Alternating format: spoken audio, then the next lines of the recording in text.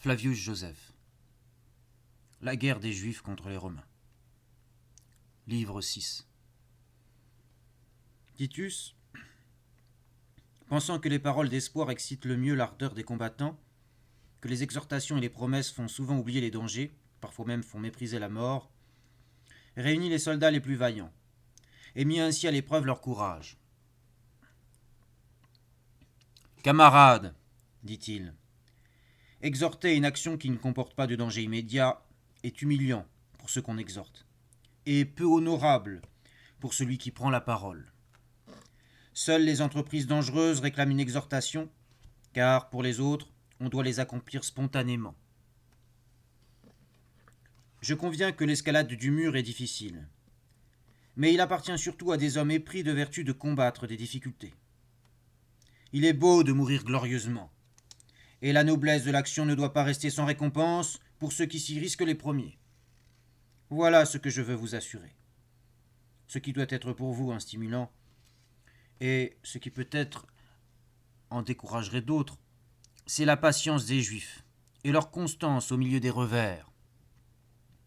Car il serait honteux que des Romains, que mes soldats, qui, en paix, ont été instruits de l'art de la guerre et se sont fait en guerre une habitude de la victoire, fussent inférieurs aux Juifs en force et en vaillance, et ce quand la victoire est au bout, quand ils ont la divinité avec eux.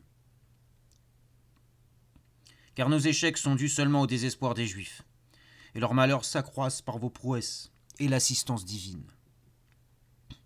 La sédition, la famine, le siège, ces murs qui tombent sans l'aide des machines, de quoi cela peut-il témoigner, sinon de la colère divine contre les Juifs et de la protection que Dieu nous donne.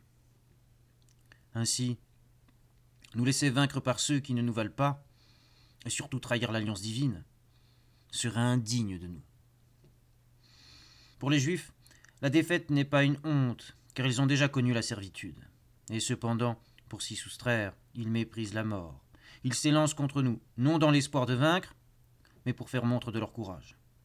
Quelle disgrâce ce serait pour nous, maîtres de presque toute la terre et de la mer, pour vous à qui c'est déjà un opprobre de ne pas vaincre, si vous ne risquiez pas une seule attaque contre les ennemis.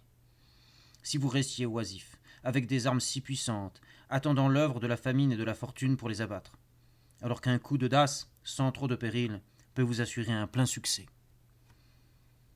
Si donc nous faisons l'escalade de la forteresse Antonia, la ville est à nous. Car même à supposer, ce que je ne crois pas, qu'il faille encore livrer à l'intérieur un combat contre les Juifs, l'occupation des hauteurs et le poids dont nous pèserons sur les poitrines ennemies nous promettent une complète et rapide victoire. Pour moi, je renonce maintenant à célébrer la mort au champ d'honneur et l'immortalité promise à ceux qui succombent en proie à la fureur de la guerre.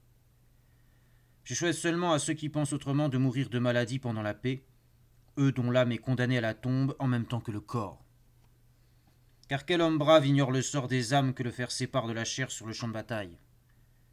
L'éther, le plus pur des éléments, leur donne l'hospitalité et une place parmi les astres.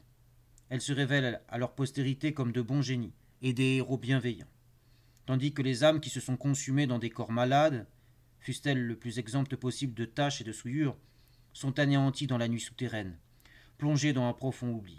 Leur vie, leur corps et leurs souvenirs trouvent une fin commune. Si d'ailleurs la mort est inéluctable pour tous les hommes, le fer l'administre moins cruellement que la maladie. Quelle lâcheté n'est-ce donc pas de refuser au bien public ce que nous devrons à la nécessité? Je viens de vous parler comme si les auteurs de cette tentative devaient inévitablement périr. Mais les hommes valeureux peuvent se tirer même des situations les plus critiques. Car d'abord la brèche se prête à l'escalade, puis toute la partie récemment construite est facile à détruire. Vous êtes plus nombreux. Agissez donc avec audace, vous prêtant les uns aux autres confiance et soutien, et bientôt votre fermeté brisera le courage des ennemis. Peut-être même obtiendrez-vous le succès sans répandre votre sang dès les premières tentatives. Il est vraisemblable qu'en vous voyant monter, les Juifs s'efforceront de vous arrêter. Mais si vous échappez à leur surveillance, et si vous vous frayez une fois un chemin, il se peut que leur résistance s'effondre, malgré votre petit nombre. Quant à celui qui montera le premier, j'aurai honte de ne pas faire de lui un homme enviable, chargé d'honneur. S'il survit, il commandera à ceux qui sont maintenant ses égaux, et ceux qui tomberont recevront le prix réservé à la valeur et seront proclamés bienheureux. Telles étaient les paroles de Titus. Tandis que la troupe hésitait devant la grandeur du péril, un certain Sabinus, soldat des cohortes auxiliaires, syrien de naissance, montra l'excellence de son courage et de sa vaillance. À le voir, à le juger d'après l'apparence, on ne l'eût pas même pris pour un soldat moyen. Il était noir de peau, maigre, émacié, mais une âme héroïque habitait ce petit corps, d'une gracilité disproportionnée à sa vigueur. Il se leva donc le premier. « C'est avec empressement, César, dit-il, que je te fais don de ma personne. Je serai le premier à gravir la muraille, et je prie que ta fortune accompagne ma force et ma volonté. Si Némésis me refuse le succès, sache que j'en ne serai pas surpris, mais que j'ai choisi délibérément de mourir à ton service. » Ayant ainsi parlé, il étendit de la main gauche son bouclier au-dessus de sa tête, tira son glaive de la droite et marcha vers le mur, exactement à la 6e heure du jour, suivi de 11 autres, les seuls qui voulussent rivaliser avec son courage. Il les guidait tous, comme animés d'une ardeur surhumaine. Cependant, les gardes du mur lançaient contre eux des javelots, les accablaient de toutes parts d'innombrables traits, faisaient rouler d'énormes blocs de pierre qui entraînèrent quelques-uns des 11. Mais Sabinus, faisant face aux projectiles et couvert de traits, n'arrêta pas son élan avant d'avoir atteint le sommet du mur et mis en fuite les ennemis. Les Juifs, frappés d'effroi devant sa vigueur et son intrépidité, croyant aussi que plusieurs autres étaient montés avec lui, prirent la fuite. C'est ici que l'on pourra blâmer la fortune qui se montre envieuse des prouesses et toujours prête à arrêter le succès des entreprises extraordinaires.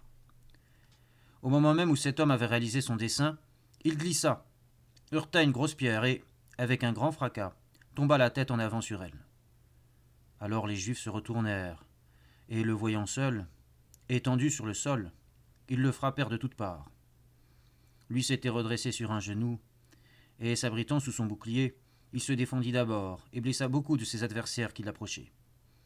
Mais bientôt, accablé lui-même de blessures, il laissa tomber son bras et enfin, avant de rendre l'âme, fut enseveli sous une nuée de traits.